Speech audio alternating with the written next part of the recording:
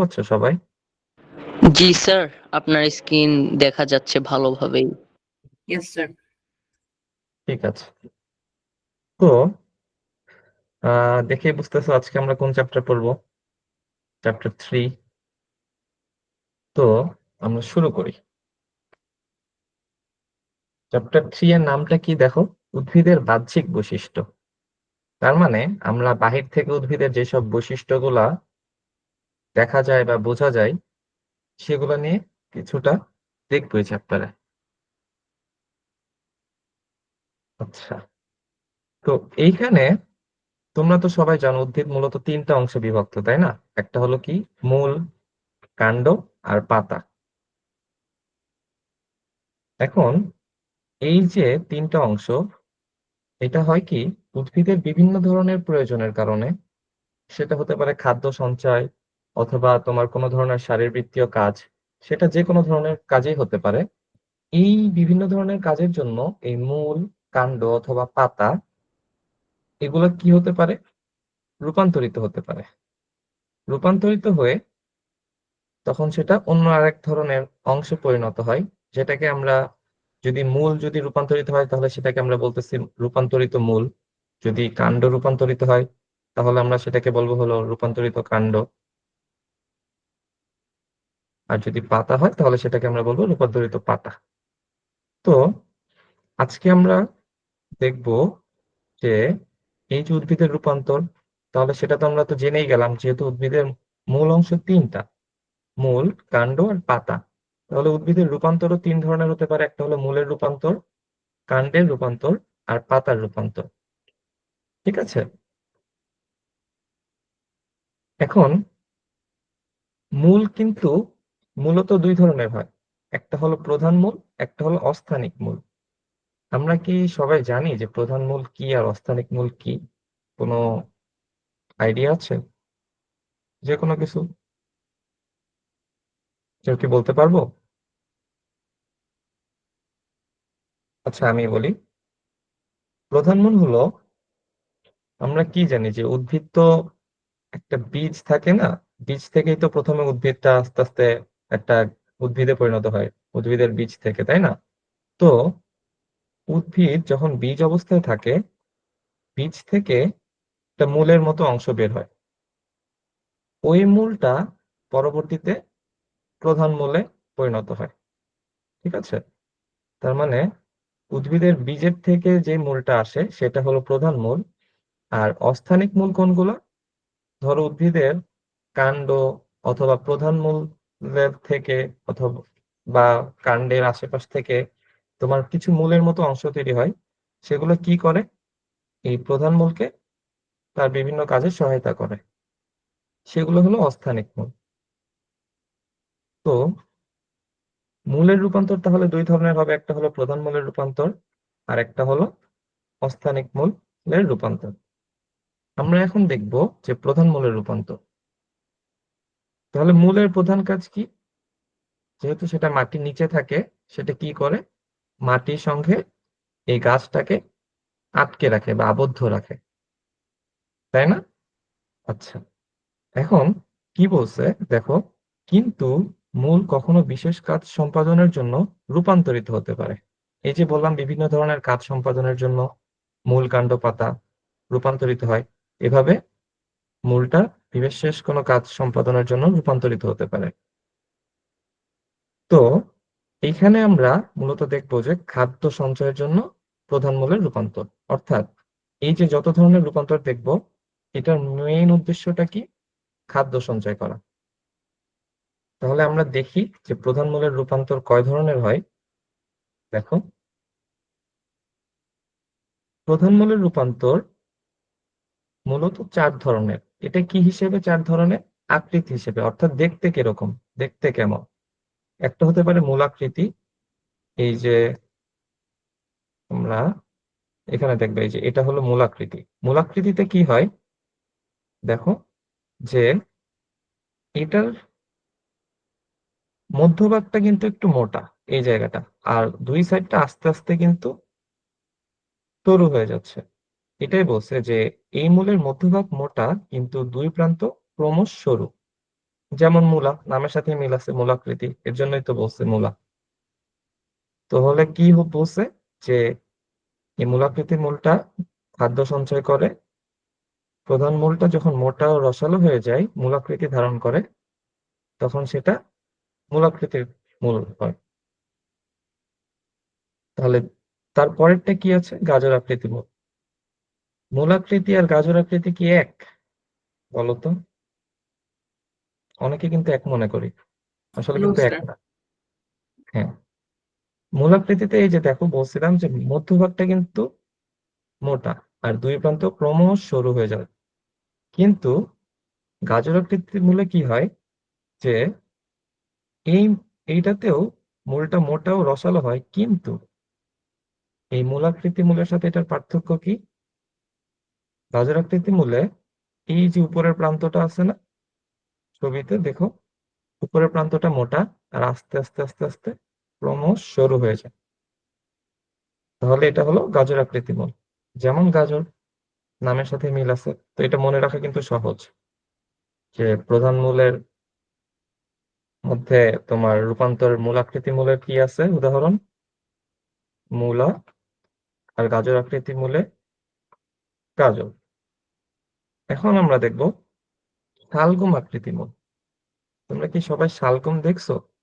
শালগম চিনো?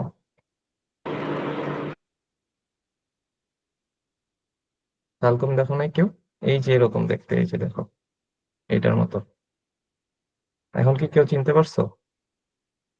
আচ্ছা, নাম চিনলেও সমস্যা নাই। শালগম আকৃতি মূলটা কি হয়? ছবি দেখে বুঝতে পারতেছো যে প্রধান মূলটার উপরের অংশ, এই যে একটু হলো উপরের অংশ, এই অংশটা হলো খাদ্য সঞ্চয়ের ফলে গোলাকার হয়ে যায়, গোলাকার হয়ে যায়। আর নিচের অংশটা, এই যে এটা, এটা কি হয়ে যায়? সরু, যেমন শালগম।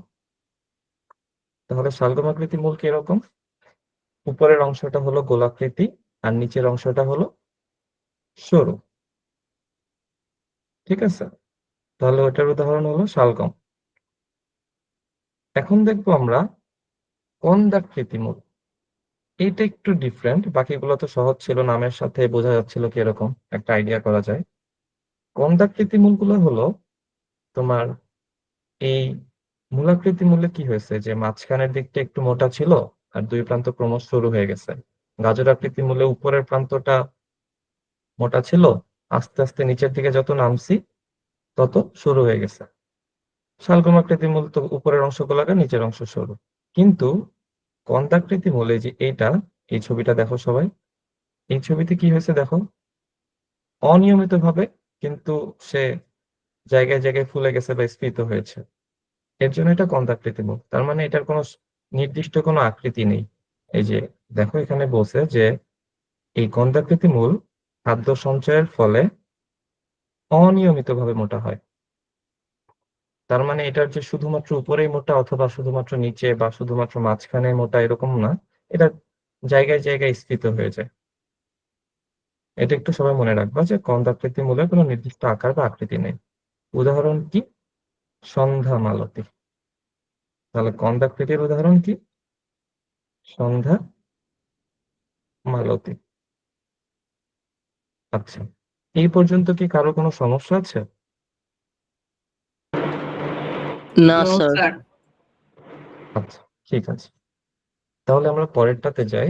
পরেরটা কি বলেছে যে রূপান্তরিত অস্থানিক মূল। তাহলে আমরা প্রধান মূল দেখলাম, তাহলে এখন আমরা দেখবো হলো অস্থানিক মূল। তো এই যে অস্থানিক মূল যে রূপান্তরিত হয়, সেটা আবার কাজ অনুসারে তিন ধরনের রূপান্তর হতে পারে। একটা হলো খাদ্য সঞ্চয়ের জন্য রূপান্তর, একটা হলো যান্ত্রিক ভারসাম্য রক্ষার জন্য রূপান্তর, আর একটা হলো বিভিন্ন ধরনের উদ্ভিদের শারীরবৃত্তীয় কাজ আছে সেটার জন্য রূপান্তর। আচ্ছা বলো তো, এই অস্থানিক মূল্যে তো আমরা তিন ধরনের রূপান্তর দেখবো আমরা। এই যে দেখলাম যে তিন কাজ অনুসারে তিন ধরনের, যে খাদ্য সঞ্চয়, যান্ত্রিক ভারসাম্য রক্ষা, আর একটা হলো শারীরবৃত্তীয় কার্য সম্পাদন। এই যে প্রধান মূলের যে রূপান্তরটা দেখছে, এটা কিসের জন্য হয়েছে? এটার কোন কাজের জন্য হয়েছে বলতে পারবে কেউ? প্রধান মূল যে রূপান্তরিত হয়ে এই যে বিভিন্ন আকার আকৃতি ধারণ করছে না, এই যে 4 ধরনের, এটার উদ্দেশ্যটা কি, মানে কেন এরকম করছে? এটা হলো খাদ্য সঞ্চয়ের জন্য। ঠিক আছে, খাদ্য সঞ্চয়ের জন্য রূপান্তরিত হয়েছে। এটা একটু মনে রাখবো যে প্রধান মূলের রূপান্তরটা শুধুমাত্র এখানে আমরা যা দেখছি খাদ্য সঞ্চয়ের জন্য হয়েছে, কিন্তু অস্থানিক মূলের কয় ধরনের রূপান্তর দেখানো হয়েছে? 3 ধরনের। একটা হলো খাদ্য সঞ্চয়ের জন্য, যান্ত্রিক ভারসাম্য রক্ষা, শারীরবৃত্তীয় কার্য সম্পাদন। আচ্ছা, এই যে এখানে দেখো বলা আছে যে সাধারণত 3 ধরনের কাজ করার জন্য অস্থানিক মূল রূপান্তরিত হইতে থাকে। তাহলে আমরা প্রথমে কি দেখব? খাদ্য সঞ্চয়ের জন্য রূপান্তর। বিভিন্ন ধরনের অস্থানিক মূল ভবিষ্যতের জন্য খাদ্য সঞ্চয় করে স্ফীত হয় এবং বিভিন্ন আকার ধারণ করে। যেমন মিষ্টি আলুর কন্দাল মূল, শতমূলী, ডালিয়ার গুচ্ছিত কন্দমূল, করলার মালাকৃতির মূল। এগুলো আমরা নিচে দেখবো যে এগুলো আকৃতিগুলো কিরকম হয়। খালি উদাহরণগুলো সবাই একটু মনে রাখবা যে অস্থানিক মূলের খাদ্য সঞ্চয়ের জন্য রূপান্তর কি কি আছে।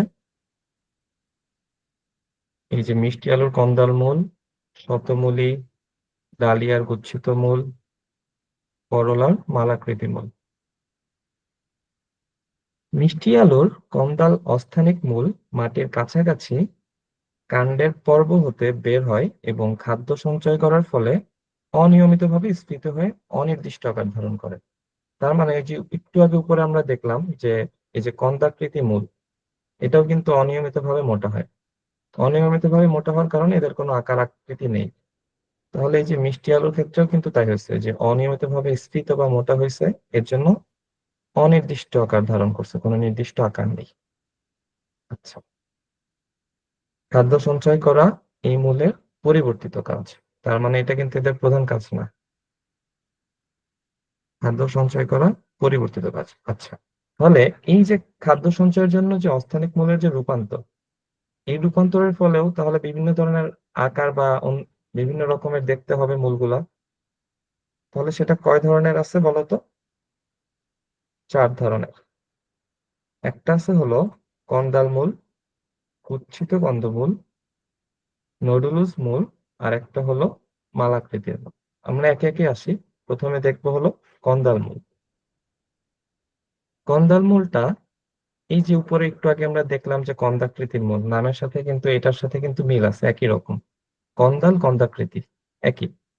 তার মানে এটা অনিয়মিতভাবে স্ফীত হবে, কোনো নির্দিষ্ট আকার থাকবে না, কিন্তু এটা কিন্তু অস্থানিক মূলের জন্য। ঠিক আছে, যথা কি মিষ্টি আলু। তাহলে কন্দান মূলের উদাহরণ কি? মিষ্টি আলু। এই যে ছবিতে দেখো, তোমরা কি দেখতে পাচ্ছ কিনা জানি না। Yes, sir. এই যে এটা হলো কন্দার মূল। ঠিক আছে, দেখতে পাচ্ছ সবাই? জি স্যার, দেখা যাচ্ছে। আমরা আমরা কন্দাল মূলে ছিলাম না? দেখো, সবাই কি দেখতে পাচ্ছ আমার স্ক্রিন এখন? জি স্যার। আচ্ছা, তাহলে কন্দাল মূলে কি হবে যে এই যে মিষ্টি আলু, মিষ্টি আলু কি তোমরা দেখছো যে অনিয়মিত ভাবে কোনো নির্দিষ্ট আকার নাই, জায়গায় জায়গায় মোটা থাকে আবার জায়গায় জায়গায় একটু সরু, এরকম। এই যে দেখো, এটা হলো কন্দার মূল। কন্দার মূলে কি হয় যে এটা হলো অনিয়মিত ভাবে স্ফীত বা মোটা হয়। তাহলে গুচ্ছিত কন্দমূল কি হবে? নাম শুনে বোঝা যাচ্ছে যে এরা গুচ্ছ আকারে থাকবে। যে ইহা কন্দমূলের মতো খাদ্য সঞ্চয়ের জন্য অনিয়মিতভাবে স্ফীত হয়, মানে এটা একই রকম, তবে স্ফীত মূলগুলো একটি গুচ্ছে অবস্থান করে। এর জন্য এটাকে কি বলতেছে? গুচ্ছিত কন্দমূল। এই যে দেখো, এই যে এখানে কিন্তু মূলগুলো কিন্তু আলাদা, শুধু কন্দল মূলে। কিন্তু এই যে এই চিত্রটাতে সবগুলো মূল কিন্তু একটা গুচ্ছ হয়ে আছে, দেখছো? এটার কারণ কি? এই যে গুচ্ছে অবস্থান করে, এই যে একগুচ্ছ অস্থানিক মূলের সবগুলোই খাদ্য সঞ্চয়ের জন্য কন্দের মতো স্ফীত হয়ে থাকে। এই জন্য এই মূলগুলোকে কি বলতেছি? গুচ্ছিত কন্দমূল। আচ্ছা, এই খাদ্য সঞ্চয় করে এর যে প্রধান কাজ, এটা তো বলার দরকার নেই আলাদা করে, কারণ এই যে আমরা প্রথমেই পড়ছি যে খাদ্য সঞ্চয়ের জন্য রূপান্তরের মধ্যেই এই কন্দাল মূল, গুচ্ছিত কন্দাল মূল এগুলা আছে। তাহলে এইটার উদাহরণটা একটু মনে রাখতে হবে। এটার উদাহরণ কি? শতমূলী ডালিয়া। তাহলে গুচ্ছিত কন্দাল মূলে কি কি আছে? শতমূলী, আরেকটা কি আছে বলতো? ডালিয়া।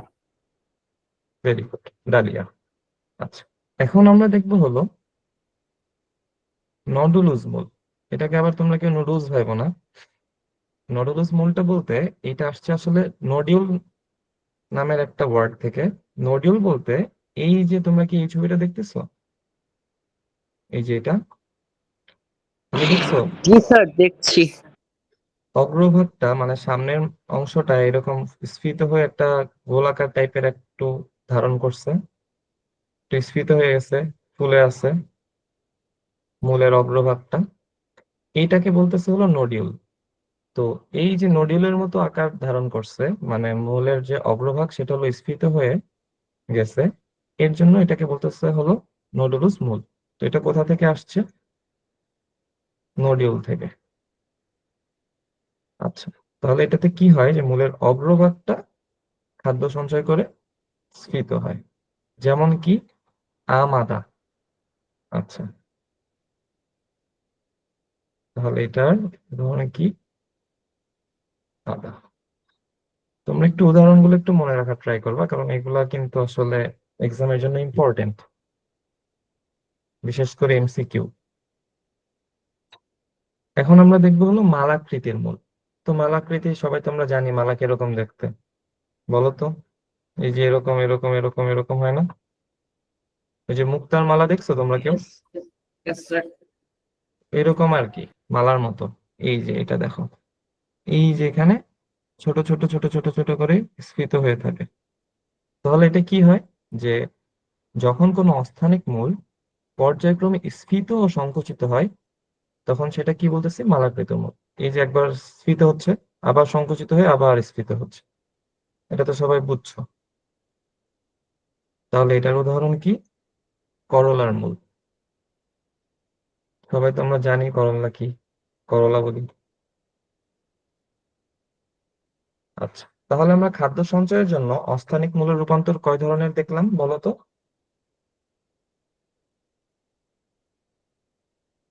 4 ধরনের।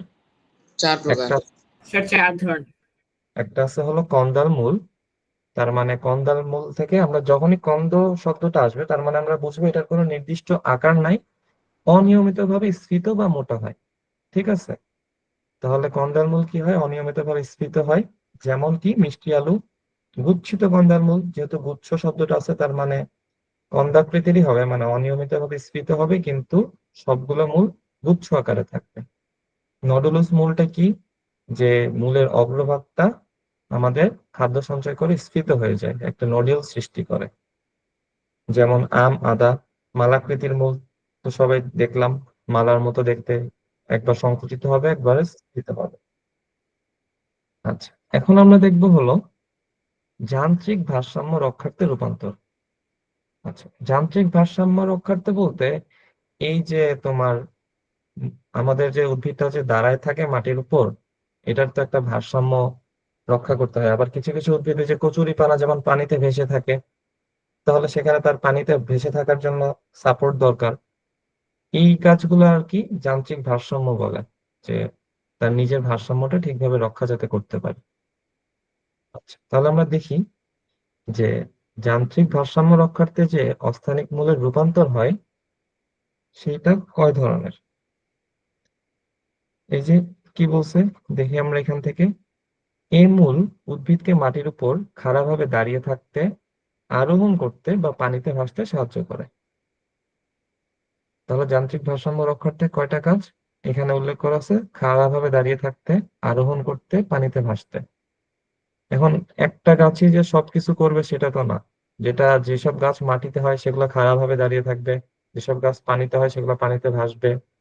আর কিছু কিছু গাছ আছে দেখবা যে অন্য গাছের উপর পেঁচায় পেঁচায় পেঁচায় পেঁচায় উপরের দিকে উঠে যায়, মানে নিজের কোনো সাপোর্ট নেই, অন্য গাছের উপর সাপোর্ট দিয়ে আস্তে আস্তে বড় হয়। দেখছো এমন কেউ তোমরা, এরকম কোনো গাছ অন্য গাছের উপরে হয়? Yes, sir. তো ওই গাছের জন্য হলো আরোহণ করাটা হলো তার যান্ত্রিক ভারসাম্য রক্ষা। তো এই যান্ত্রিক ভারসাম্য রক্ষার জন্য অস্থানিক মূল যে রূপান্তর ঘটে সেটার কারণে এই অস্থানিক মূলগুলো আবার বেশ কয়েক ধরনের আকৃতির হয়, যেমন স্তম্ভমূল, ঠেসমূল, আরোহী মূল, ভাসমান মূল। আচ্ছা, তাহলে আমরা দেখি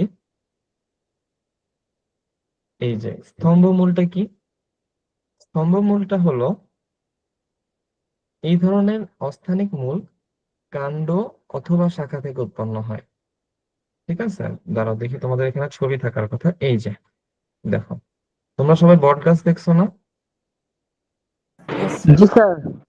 বট গাছে দেখবা যে এই তোমার বিভিন্ন শাখা প্রশাখা থেকে নিচের দিকে এরকম ঝুলে ঝুলে কিছু অংশ বের হয়, দেখছো তোমরা? হ্যাঁ স্যার, দেখেছি বাস্তবেই। হ্যাঁ, ওইটা হলো স্তম্ভমূল। তার মানে এটা কি করে যে এরা খাড়া ভাবে নিচের দিকে নামতে নামতে মাটির মধ্যে প্রবেশ করে। সবগুলো মাটির মধ্যে প্রবেশ করে না, যেগুলো বেশি বড় হয়ে যায় সেগুলো কি করে মাটির মধ্যে প্রবেশ করে, বাকিগুলা ওরকম ঝুলন্ত অবস্থায় থাকে। তাহলে এই যে এটা কি করে যে আস্তে আস্তে যখন এই মূলটা নিচে নামতে থাকে সাথে সাথে এটা মোটাও হতে থাকে। মোটা হয়ে এটা কি করে, স্তম্ভের মতো আকার ধারণ করে। এই এরকম এরকম স্তম্ভের মতো আকার ধারণ করে। আচ্ছা, যেমন বট। তাহলে স্তম্ভমূল কি? বট গাছ। এটা মনে রাখা খুবই সোজা। ঠেস মূল কি? যখন কোনো কোনো উদ্ভিদের প্রধান কাণ্ড দুর্বল থাকে, অর্থাৎ প্রধান যে কাণ্ড সেটা অত শক্ত থাকে না, সেই দুর্বল হওয়ার কারণে এটা ঠিকভাবে সোজা হয়ে থাকতে পারে না। এর জন্য কি হয় যে কাণ্ডের গোড়ার দিক থেকে, অর্থাৎ মানে কাণ্ডের নিচের দিক থেকে, নিচের অংশ থেকে কতগুলো অস্থানিক মূল বের হয়ে তীর্যকভাবে মাটিতে প্রবেশ করে। এটা যেমন স্তম্ভ ছিল সোজাভাবে মাটিতে প্রবেশ করতেছিল, স্তম্ভের মতো বের করছে, এটা কি করছে, এটা কিন্তু তা না। এখানে হইলো তোমার তীর্যকভাবে মাটিতে প্রবেশ করছে, আর যে মূলগুলা সৃষ্টি হয়েছে সেটা কাণ্ডের গোড়ার দিক থেকে। আর স্তম্ভমূল কোথা থেকে সৃষ্টি হয়েছে বলো তো? কাণ্ড ও শাখা থেকে। হ্যাঁ, কাণ্ড বা শাখা, ভেরি গুড। তাহলে আমরা এটা মনে রাখবো যে স্তম্ভমূল হলো কাণ্ড বা শাখা থেকে, এটা হলো স্তম্ভের মতো আকার ধারণ করে। আর ঠেসমূল হলো কাণ্ডের গোড়ার দিক থেকে তৈরি হয়, সেটা হলো তীর্যকভাবে মাটিতে প্রবেশ করে, অর্থাৎ ঠেস দিয়ে তোমার ওই উদ্ভিদটাকে রেখে দেয়। আচ্ছা, আমরা 2 মিনিট একটু আজানের ব্রেক নেই, আজানটা শেষ হলে আবার শুরু করছি। G, sir. ঠিক আছে, তাহলে আমরা কোথায় ছিলাম? ঠেস মূলে। ঠেস মূল কি করবে? কাণ্ডের গোড়ার দিক থেকে সৃষ্টি হবে। এটা কোন কোন উদ্ভিদে দেখা যায়? যেসব উদ্ভিদের প্রধান কাণ্ডটা দুর্বল থাকে, সাধারণত সেসবে ঠেস মূল দেখতে পারি। সেসব জায়গায় কি হয়, কাণ্ডের গোড়ার দিক থেকে কতগুলো অস্থানিক মূল বের হয়ে তীর্যকভাবে মাটিতে প্রবেশ করে। এই যে এখানে দেখো, এখানে দেখতে পারবা, এই যে সেকেন্ড ছবিটা আছে দেখছো? এই ছবিতে এই যে এটা হলো কেয়া গাছ। কেয়া গাছের প্রধান মূলটা খুবই নরম হয়। এর জন্য কি হয়, এটা ঠিকভাবে মাটিতে দাঁড়াতে পারে না দেখে এই যে কাণ্ডের গোড়ার থেকে দেখছো কতগুলা মূলের মতো অংশ বের হয়েছে, মাটির মধ্যে ঢুকে গেছে, এগুলাকে বলা হয় ঠেস মূল। এটার উপর ঠেস দিয়ে এই কেয়া গাছটা দাঁড়ায় আছে, এর জন্য বলা হয় ঠেস মূল। এই যে উদাহরণে তাও তাই বলা আছে যে কেয়ার ঠেস মূল। এখন আমরা দেখবো হলো এখন আমরা দেখবো হলো আরোহী মূল। তাহলে নাম শুনে বোঝা যাচ্ছে আরোহী মানে কি, আরোহণ করবে এরকম কিছু। তাহলে এই মূল দুর্বল কাণ্ডযুক্ত উদ্ভিদের পর্ব হতে উৎপন্ন হয়ে অন্য কোনো উদ্ভিদ বা অবলম্বনকে আঁকড়ে ধরে, উদ্ভিদটিকে উপরে উঠতে সাহায্য করে, যেমন পান। তোমার এই যে আমি একটু আগে বললাম যে কিছু কিছু উদ্ভিদ আছে যারা এতই নরম যে নিজে কোনোভাবে সাপোর্ট দিয়ে দাঁড়াতে পারে না, তারা অন্য উদ্ভিদের উপর বেয়ে বেয়ে আস্তে আস্তে উপরের দিকে উঠে। কিন্তু এই যে অন্য উদ্ভিদের উপর আঁকড়ে ধরে, অন্য উদ্ভিদকে আঁকড়ে ধরে বা অন্য উদ্ভিদের উপর তোমার ভর করে যে উপরে উঠে, সেটা কিসের মাধ্যমে? তখন সেটা ওরা কি করে, এরকম আরোহী মূল সৃষ্টি করে। এটা কোথা থেকে উৎপন্ন হয়? তোমরা কি কেউ পান গাছ দেখেছো? পান, জি স্যার, দেখেছি।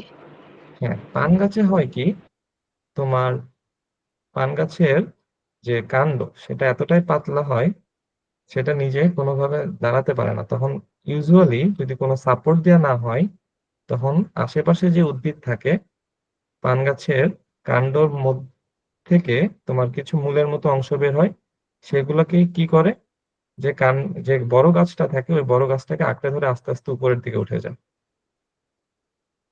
তো এইগুলাকে বলা হয় হলো আরোহী মূল, অর্থাৎ তোমার যেটা আরোহণ করে বা কোনো উদ্ভিদকে অবলম্বন করে আঁকড়ে ধরে সাহায্য করে। তাহলে আমরা কি কি দেখলাম বলতো? যান্ত্রিক ভারসাম্য রক্ষা, একটা হলো স্তম্ভমূল, একটা হলো ঠেস মূল, আর একটা আছে আরোহী মূল। এখানে আরেকটা জিনিস আছে, কিন্তু এটার কোনো ব্যাখ্যা নাই, তো আমি বলে দেই। ভাসমান মূল, ভাসমান মূলটা হলো, তোমরা কচুরিপানা দেখছো না বিভিন্ন রকম? জি স্যার, দেখেছি। হ্যাঁ, কচুরিপানা যেই একটা দেখবা নিচে মূলের মতো অংশ থাকে, সেটা একটু স্ফীত হয়ে যায়, ওইটা তাকে কি করে, যখন সেটা স্ফীত হয়ে থাকে সেটা তাকে পানিতে ভাসতে সাহায্য করে। ওইটা হলো ভাসমান মূল। অর্থাৎ যেসব ভাসমান উদ্ভিদ আছে, তোমার ভাসমান উদ্ভিদের যেসব মূলগুলো তাদেরকে ভাসতে সাহায্য করে, সেটা হলো ভাসমান মূল। স্যার, শাপলা ফুলও কি ভাসমান মূল? শাপলা ফুল, শাপলা ফুলের, হ্যাঁ শাপলা ফুলের, দেখো শাপলা ফুলের যে পাতা, পাতাটা কিন্তু তাকে আসলে ভাসতে সাহায্য করতেছে, এখানে কিন্তু তার মূলটা কিন্তু ভাসতে সাহায্য করতেছে না। তুমি যদি খেয়াল করে দেখো, মূল কিন্তু নিচে একদম চলে যায়। আর কচুরি বানানোর ক্ষেত্রে হয় কি, মূলের দেখবা জায়গায় জায়গায় এরকম একটু ফোলা অংশ থাকে, স্ফীত অংশ থাকে, স্ফীত অংশটার মধ্যে বায়ু থাকে দেখে সেটা পানিতে তাকে ভাসতে সাহায্য করতেছে। শাপলা ফুল পানিতে হয় ঠিকই, কিন্তু সেটার মূল কিন্তু ভাসমান না, সেটা তাকে ভাসতে সাহায্য করতেছে যে তার যে পাতা, পাতা তো সবাই দেখছোই, যেটার উপর শাপলা ফুলটা দাঁড়ায় থাকে, সেটা, বুঝতে পেরেছো? জি স্যার। আচ্ছা, ঠিক আছে, তাহলে আমরা পরেরটাতে যাই। এখানে কি কার কোনো কোয়েশ্চেন আছে? যান্ত্রিক ভারসাম্য রক্ষার্থে রূপান্তর। No, sir. আচ্ছা, এখন আমরা দেখবো হলো শারীরবৃত্তীয় কার্য সাধনের জন্য রূপান্তর। এইটাও কিন্তু এখনো ওই অস্থানিক মূলের মধ্যে আছে। তাহলে অস্থানিক মূল শারীরবৃত্তীয় কার্য সম্পাদনের জন্য রূপান্তরিত হতে পারে। সেগুলো কি ধরনের হতে পারে রূপান্তর? আমরা দেখি, 4 ধরনের রূপান্তর আছে।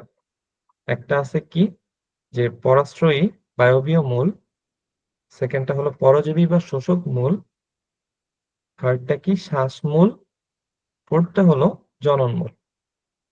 ঠিক আছে, তো আমরা ফার্স্টেরটা দেখি, যে পরাশ্রয়ী বায়বীয় মূল বলতে কি বুঝি। নাম থেকেই বোঝা যাচ্ছে যে পরাশ্রয়ী বায়বীয়, এই দুইটা ওয়ার্ড থেকে কি বুঝতেছো? পরাশ্রয়ী মানে কি, এই উদ্ভিদটা তোমার যে মূলটা সৃষ্টি করছে সেটা অন্যের উপর নির্ভরশীল, অন্যের উপর নির্ভর করার জন্য এই মূলগুলো সৃষ্টি করছে। আর বায়বীয় মানে কি, এরা হলো বাতাস থেকে জলীয় বাষ্প গ্রহণ করে। এইসব মূল কি করে, বাতাস থেকে জলীয় বাষ্প গ্রহণ করে।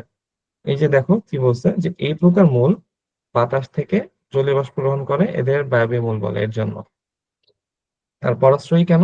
কারণ এটা অন্য উদ্ভিদের উপর নির্ভরশীল। উদাহরণ কি, রাসনা। এই যে এই ছবিটা দেখো, এই ছবিতে কি করতেছে, এই যে পাতার মতো অংশ দেখতেছো না, কিছু বের হয়ে আছে গুচ্ছ গুচ্ছ আকারে, এটা তো তোমার উদ্ভিদ। এর নিচে আমি একটু মার্ক করে দেই, এই যে দেখো, এই যে অংশগুলো দেখতেছো কিছুটা হালকা হালকা স্ফীত, এগুলো হলো বায়বীয় মূল। আর পরাশ্রয়ী মূল কোনটা? পরাশ্রয়ী মূল এখানকার মধ্যে এই যে এই উদ্ভিদটা কিন্তু তোমার সম্পূর্ণ কিন্তু একই না। এই মাঝখানের যেটা সেটা কিন্তু অন্য একটা উদ্ভিদ। এইটার উপরে এই তোমার এই রাসনা গাছটা হইছে। এই আরেকটা উদ্ভিদের উপর যে এটা ভর করে আছে বা আরেকটা উদ্ভিদের উপর যে থাকতেছে, এর জন্য তোমার এই যে পরের এই অন্য একটা উদ্ভিদের উপর যে আশ্রয় নিছে, এর জন্য এখানে দেখবে কিছু ছোট ছোট মূল আছে, এখানে দেখা যাচ্ছে না ঠিকভাবে, সেটা হলো পরাশ্রয়ী মূল। তো এই দুইটাকে একসাথে এর জন্য বলছে পরাশ্রয়ী বায়বীয় মূল। তাহলে বলো তো বায়বীয় মূল কেন বলতেছে একে? কেউ একজন? স্যার বাতাস থেকে জলীয় বাষ্প গ্রহণ করে বলে। হ্যাঁ, ভেরি গুড। আচ্ছা, তাহলে পরাশ্রয় বায়বীয় মূল, এটার উদাহরণ হলো রাসনা। আচ্ছা, এখন আমরা দেখবো হলো পরজীবী বা শোষক মূল। পরজীবী উদ্ভিদে ক্লোরোফিল থাকে না, তাই খাদ্যের জন্য আশ্রয়দাতা উদ্ভিদের দেহে বিশেষ ধরনের মূল প্রবেশ করিয়ে খাদ্যরস শোষণ করে থাকে। আচ্ছা, পরজীবী উদ্ভিদ কি বলো তো কেউ একজন, দেখি। স্যার যে উদ্ভিদ অন্য উদ্ভিদের উপর নির্ভর করে বেঁচে থাকে তাকে পরজীবী উদ্ভিদ বলে। হ্যাঁ, ভেরি গুড। পরজীবী উদ্ভিদ হলো সে নিজে খাদ্য তৈরি করতে পারে না দেখে তার খাদ্যের জন্য তো এখন অন্য উদ্ভিদের উপর নির্ভর করতে হবে, এর জন্য সে অন্যের উপর নির্ভর করে বেঁচে থাকে বা জীবিত থাকে, এর জন্য এটাকে বলতেছে হলো পরজীবী। তো এরা কিভাবে খাদ্য গ্রহণ করে?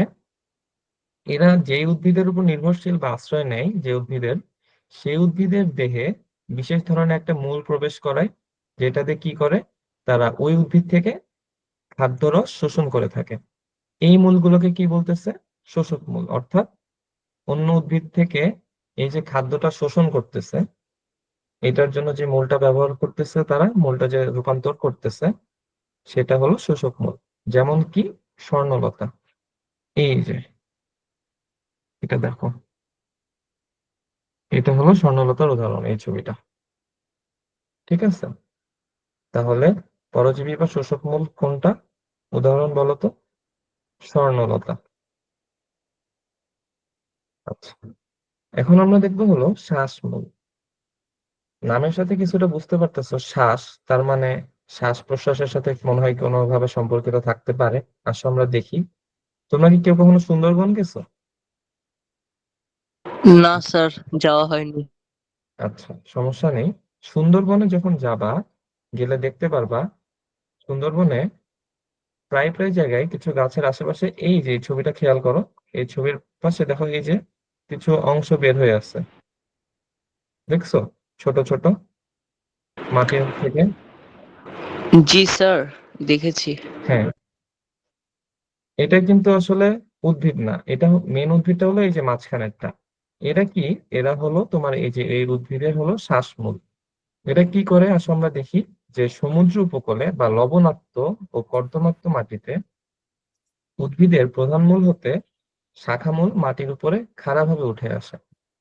এই সকল মূলে ছোট ছোট ছিদ্র থাকে, এই যে এই মাথায় ছোট ছোট ছিদ্র থাকে এইসব মূলে।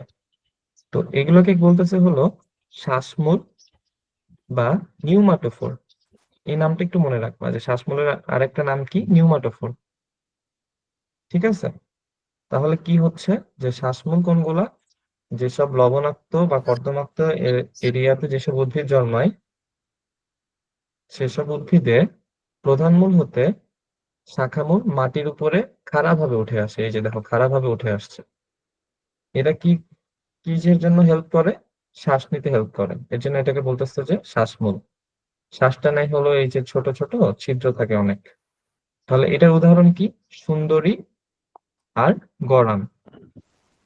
তোমরা সুন্দরবনে গেলে এটা দেখবা, লক্ষ্য করবা, তখন মিলাই নিও, বুঝতে পারবা যে হ্যাঁ এই যে ছোট ছোট যে অংশগুলো বের হয়েছে মাটি থেকে, এটা হলো শ্বাসমূল। তাহলে শ্বাসমূলের উদাহরণ কি? সুন্দরী, গরম। এখন আমরা দেখব জননমূল। তো জননমূল নামের সাথে বুঝতে পারতেছো, নাম দিয়ে বোঝা যাচ্ছে জনন। জনন মানে কি আমরা জানি? প্রজনন। জনন মানে বলতে বুঝাইছে প্রজনন বা বংশবৃদ্ধি। উদ্ভিদ, কোন কোন উদ্ভিদের মূল কি করে, যে প্রজননে অংশ নেয়। এইসব উদ্ভিদের এই মূলগুলোকে কি বলতেছি, হলো জননমূল। যেমন কি কি আছে? মিষ্টি আলু, পটল, কাঁকরোল। তাহলে যেসব মূল তোমার জননে অংশ নেয়, প্রজননে অংশ নেয়, সেই ধরনের মূলকে আমরা বলবো হলো জননমূল। উদাহরণ কি কি? মিষ্টি আলু, পটল, কাঁকরোল। আচ্ছা, এই যে মিষ্টি আলু, এখানে কিন্তু জননমূলের উদাহরণ। বলো তো মিষ্টি আলু আরেক জায়গায় উদাহরণ ছিল কোনটা, সেটা একটু আগে আমরা দেখে আসছি। কেউ কি বলতে পারবা? Sir yes sir. কমল হ্যাঁ হ্যাঁ, কন্দাল কন্দমূল। Very good. এই যে কন্দাল মূল। তার মানে মিষ্টি আলু কিন্তু একই সাথে দুইটার উদাহরণ, একটা হলো কন্দাল মূল আর একটা হলো কি মূল? জননমূল। এটা তাহলে আমরা একটু মনে রাখবো। তাহলে জননমূলে কি কি আছে? মিষ্টি আলু,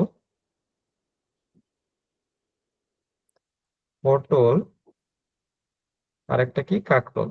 এগুলো আমরা সবাই চিনি না? জি স্যার। হ্যাঁ, আচ্ছা। তো এই যে দেখো জননমূলের ছবি পাশে আছে কাকরোল। কাকরোলের জননমূল এই যে এইটাই, কাকরোলটাই আর কি। কাকরোলের নিচে তোমার এই যে মূলের মতো দেখবে একটা অংশ থাকে, এটা হলো জনন কাজে অংশ নেয়। আচ্ছা, তোমাদের এই পর্যন্ত এই যে তোমার যে মূলের যে রূপান্তর, এই মূলের রূপান্তরের পর্যন্ত তোমাদের কারো কি কোনো কোয়েশ্চেন বা কোনো ধরনের যদি কোনো ডাউট থাকে তোমরা আস্ক করতে পারো এখন।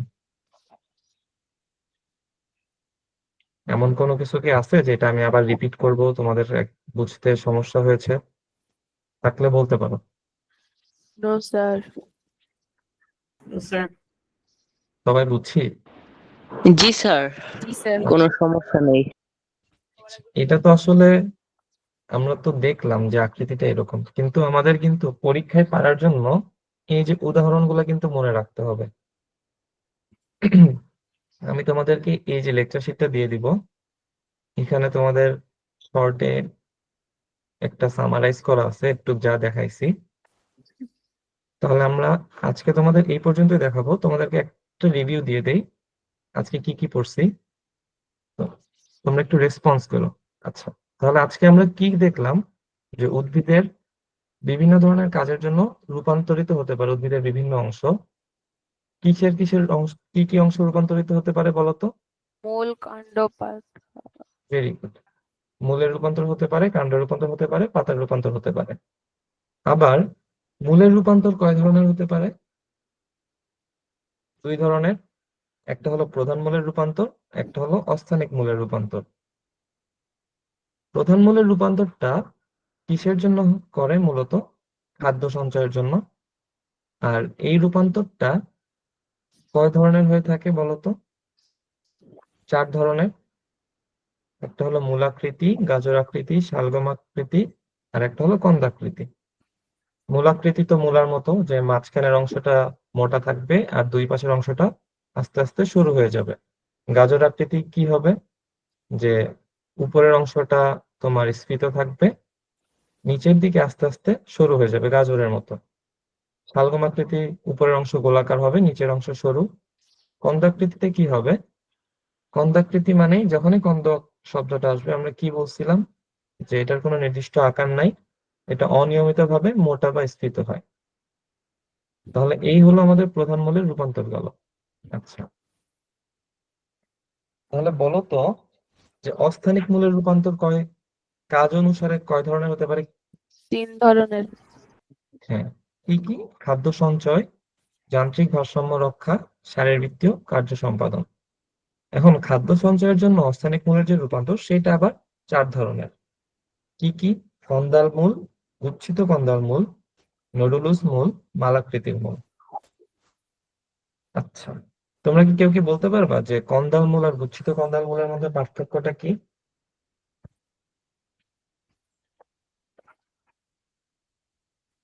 কন্দাল মূল আর গুচ্ছিত কন্দাল মূল একই, কিন্তু ছোট্ট একটা পার্থক্য আছে। স্যার গুচ্ছিত কন্দমূলের স্ফীত মূলগুলো গুচ্ছে অবস্থান করে। ভেরি গুড, এটাই। কত সোজা, দেখছো? Very good. যে কন্দাল মূলে তোমার মূলগুলা অনিয়মিতভাবে স্ফীত হয়, কিন্তু সেটা আলাদা আলাদা থাকে। আর গুচ্ছিত কন্দাল মূলে এই মূলগুলা তোমার কি হয়, গুচ্ছ আকারে অবস্থান করে। নোডুলস মূলে কি হয়, মূলের যে অগ্রভাগটা থাকে সেটা স্ফীত হয়ে যায়, নোডিউল সৃষ্টি করে, এর জন্য সেটাকে বলতেছি নোডুলস মূল। মালাকৃতির মূল তো আমরা দেখলাম, তোমরা সবাই উদাহরণগুলো একটু মনে রাখবা। কন্দালমূল মিষ্টি আলু, গুচ্ছিত কন্দালমূল শতমূলী ডালিয়া, নোডুলস মূল আম আদা, মালাকৃতির মূল করলা। এখন যান্ত্রিক ভারসাম্য রক্ষার্থে রূপান্তর আবার কয় ধরনের হতে পারে? 3 ধরনের। কি কি? স্তম্ভ মূল, এই যে বট গাছের কথা মনে করবা, বট গাছ থেকে তোমার যেরকম উপর থেকে আস্তে আস্তে স্তম্ভের মতো যে মূলগুলো মাটিতে প্রবেশ করে সেটা। ঠেস মূল, কেয়া গাছ, যেটা মাটিতে ঠেস দিয়ে গাছটাকে দাঁড়ায় থাকতে সাহায্য করতেছে। আরোহী মূল, যেটা অন্য কোনো একটা উদ্ভিদকে অবলম্বন বা আঁকড়ে ধরতে সাহায্য করতেছে, যেমন পান গাছ। শারীরবৃত্তীয় কাজে রূপান্তর আবার কয় ধরনের আছে? 4 ধরনের। একটা হলো পরাশ্রয়ী বায়বীয় মূল। বায়বীয় কেন বলতেছে বলতো? কারণ তারা বাতাস থেকে জলীয় বাষ্প গ্রহণ করতেছে, এই মূলগুলা। পরজীবী শোষক মূলের কাজ কি?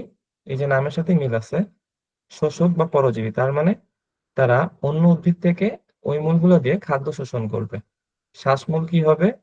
মাটির নিচ থেকে কিছু মূল উপরে উঠে আসে, যেগুলোতে কিছু ছিদ্র থাকে, সেগুলা ওই উদ্ভিদের শ্বাসমূল। জননমূল কি করবে? যেসব মূল জননে অংশগ্রহণ করবে। তো এই ছিল তোমাদের আজকে, এই পর্যন্তই। আশা করি সবাই বুঝছো। এখন কি তোমাদের কারো কোনো কোয়েশ্চেন আছে? যদি কারো কোয়েশ্চেন না থাকে, না স্যার, কোশ্চেন নেই। আচ্ছা, তাহলে সায়েন্স এই পর্যন্তই থাকবে। নেক্সট আমরা বাকি দিন দেখবো।